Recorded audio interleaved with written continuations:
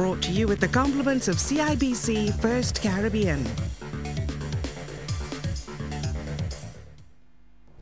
Management at some supermarkets say Barbadians appear to be falling in line with the new initiatives implemented by retail stores across the island, aimed at saving the environment.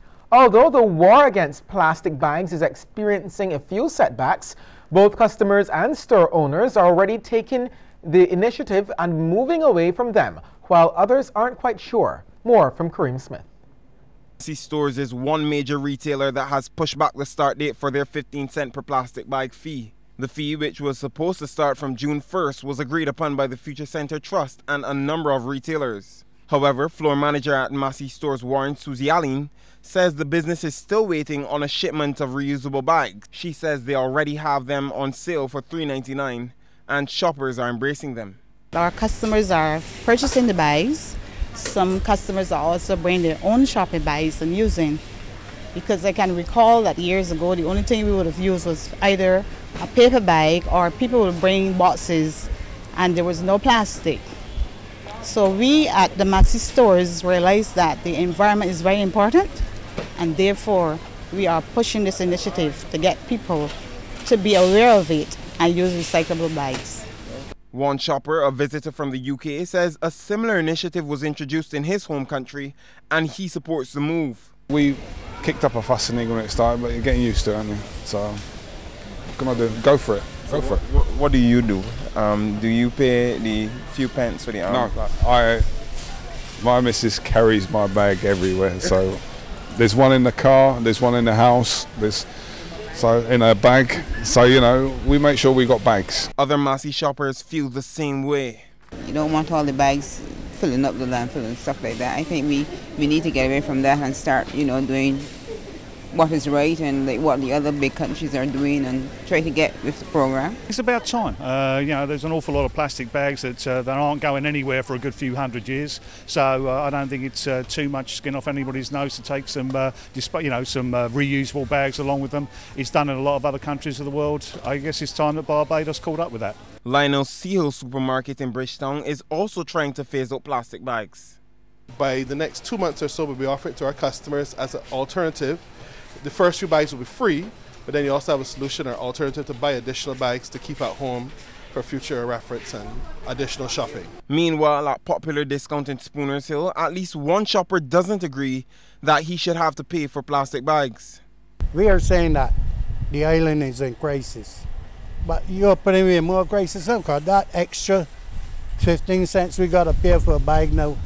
You go in the store, I know it sounds like nothing, but whenever it comes down, it's still a cost on you, the consumer. Regardless of the setbacks, it will only be a matter of time before plastic bags give way to reusable and environmentally friendly bags. Kareem Smith, CBC News. There's a concern tonight that the recent budget will give overseas businesses an unfair advantage in the renewable energy sector. This was raised by the Executive Director of BRIA, Misha Clark.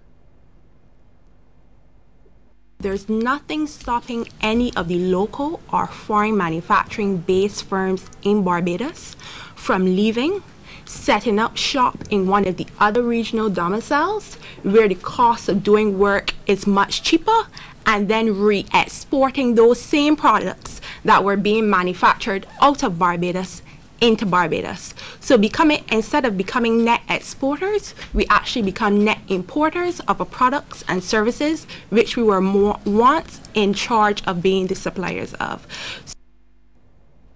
Meantime, founder and chairman of Caribbean LED Lighting, Jim Reed, also lamented the effect the increases would have on his businesses.